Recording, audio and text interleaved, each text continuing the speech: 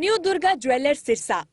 खारिया वाले प्रभुजी सोनी व पीली मंदोरी वाले सज्जन सोनी का भारत सरकार द्वारा मान्यता प्राप्त मशहूर hallmark jewellery showroom new Durga jewellers Parshuram Chowk Sirsa. अधिक जानकारी के लिए संपर्क करें 9813932001 या 9466697217। नमस्कार, मैं हूं प्रमोद और आप देखना शुरू कर चुके हैं दी-सड़कनामा.com। इस वक्त मैं मौजूद हूं भावदीन टोल प्लाजा पे और जैसा कि आप सब लोग जानते हैं कि कल देर रात को शाहबाद में किसानों के साथ लाठीचार्ज हुआ। किसान सूरजमुखी की एमएसपी को लेकर के सरकार से मांग कर रहे थे कि उनको एमएसपी दी जाए और किसानों को जीटी रोड जाम करना पड़ा और देर रात को जो है लाठीचार्ज किसानों पर किया गया और ऐसा भी पता चल रहा है कि एक किसान की मौत भी हुई है।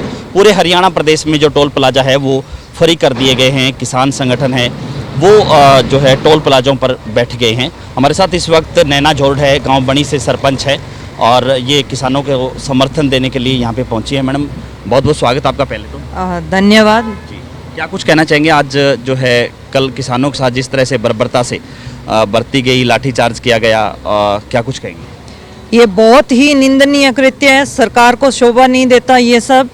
आप ऐसा करते हो किसानों के साथ, क्योंकि हमारे ही एक प्राइम मिनिस्टर ने नारा दिया था, श्री लाल बहादुर शास्त्री जी ने, कि जय जवान और जय किसान। जवान अगर बॉर्डर पे खड़ा रहता है देश की रक्षा के लिए, तो किसान भी धूप में, बारिश में, सर्दी में एक फसल को बच्चे की तरह पालते हैं।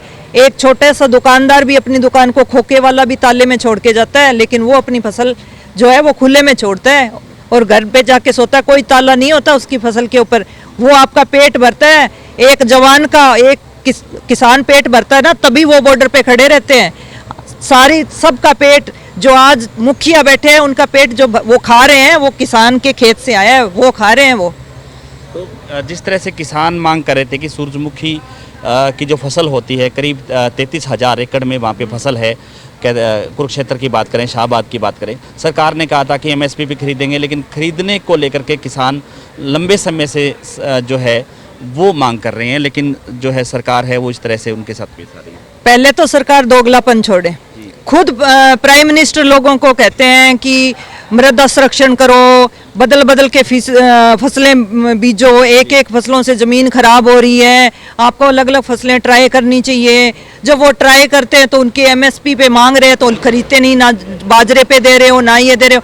पहले तो आप दोगलापन छोड़ो, अपना एक बात पे रहो, अपने स्टैंड पे रहो कि करना क्या है, चाहते क्या हो आप। फिर किसानों के साथ 80% जो है देश की अर्थव्यवस्था वो किसानों पे टिकी हुई है, उनके साथ ही आप ऐसा करे हो। और मैं तो ये बहुत ही दुखद है कि हमारे किसान भाई की इसमें मौत हो गई है। शर्म आनी चाहिए आपको। क्या कर रहे हो आप? खुद कहते हो कि अलग अलग फसलें ट्राई करो, आप तो सदियों से जो चले आ रहे हैं वही वो फसलें बीज रहे हो, कुछ अलग ट्राई नहीं करते। मृदा संरक्षण करो, ये करो, वो करो। जब करते हैं बीजेगा तो वो एमएसपी भी मांगेगा, तो वो आपको दे नहीं रहे हो। आपने ये बात कही कि किसानों को इन मुद्दों के साथ साथ ये मुद्दा भी उठाना चाहिए कि जो ईवीएम से चुनाव है उसकी बजाय बैलेट पेपर पे चुनाव होना चाहिए। ये इसको आप कैसे, किस नज़र से देखते हैं? हालांकि आपने ये कहा भी इनको कि इस मुद्दे को भी साथ जोड़ा। मैं किसानों से नहीं, पूरे भारतवर्ष से ये कहना चाहती हूँ कि ईवीएम मशीन के साथ छेड़छाड़ की जा सकती है। ये तो सभी को पता है कि मशीनरी है, ऐसी चीज़ें उसके साथ छेड़छाड़ की जा सकती है। चुनाव बैलेट पेपर से होना चाहिए, पूरे इंडिया को एक होना चाहिए, नहीं तो चुनाव का हम बहिष्कार करेंगे। चुनाव अगर बैलेट पेपर से नहीं हुआ तो, क्योंकि मशीन बनाने वाले भी आपके और मशीन चलाने वाले भी आप और बनाने वाले भी आप। कैसे बन जाती है आपकी हर बार सरकार? पिछली बार कैसे बन गई सरकार? आपके पास तो कोई मुद्दा ही नहीं था लोगों के सामने ले जाने का, क्या मुँह लेके जाते हैं?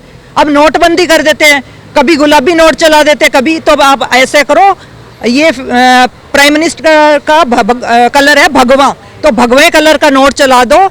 बीजेपी सरकार का फेवरेट कलर है भगवे कलर का नोट चला दो, हमेशा चलेगा, बंद नहीं होगा। बार बार हमें प्लीज, हमें लाइन में मत लगाओ और भगवे कलर का नोट सब 50 से लेके 10 से लेके सब नोट भगवे कलर के कर दो। कभी 500 का बंद करते हो, कभी 1000 का बंद करते हो, कभी 2000 का बंद करते हो। ये क्या हाल कर रखा है आपने बनाया है? स्कूल कॉलेज सड़कें कुछ बनाई है आपने? गाँव के आज तक कुछ गाँव ऐसे हैं जहाँ तक पीने का पानी, स्वच्छ पानी नहीं है। और आप कहते हैं विकसित हो गया देश। हमारी तूती बोलती है, क्या बोलती है तूती? वो आप गरीबों को सड़कें दीवार बना के गरीबों को ढक देते हो जब कोई विदेशी आता है, तो ऐसे गरीबी खत्म नहीं होगी। ये तो कहते हैं गरीबों को ही खत्म कर दो। तो आपका जो प्रकरण हुआ मुख्यमंत्री के साथ, उसके बाद आपकी जांच कहाँ तक पहुंची, कैसे? मैं उस बारे में बात नहीं करना चाहूंगी क्योंकि मैं राजनीति चमकाने नहीं आई हूँ। मेरे साथ जो हुआ है वो मेरे साथ मीडिया खड़ी है, वो उसका मुझे देर सवेर जो जरूर न्याय मिलेगा, मुझे भरोसा है। मैं किसानों के समर्थन में आई हूँ और जो एक भाई की मृत्यु हुई है वो बहुत ही दुखद है, बहुत ही हृदय विदारक घटना है। धन्यवाद। तो ये थी हमारे साथ नैना झोड़ और लगातार हमारे साथ बने रहिए। इस वीडियो को आप ज़्यादा से ज़्यादा शेयर जरूर कर दीजिए। कमेंट सेक्शन में आप अपनी राय जरूर दीजिए कि इस इंटरव्यू को लेकर के आप क्या सोचते हैं। बहुत बहुत शुक्रिया।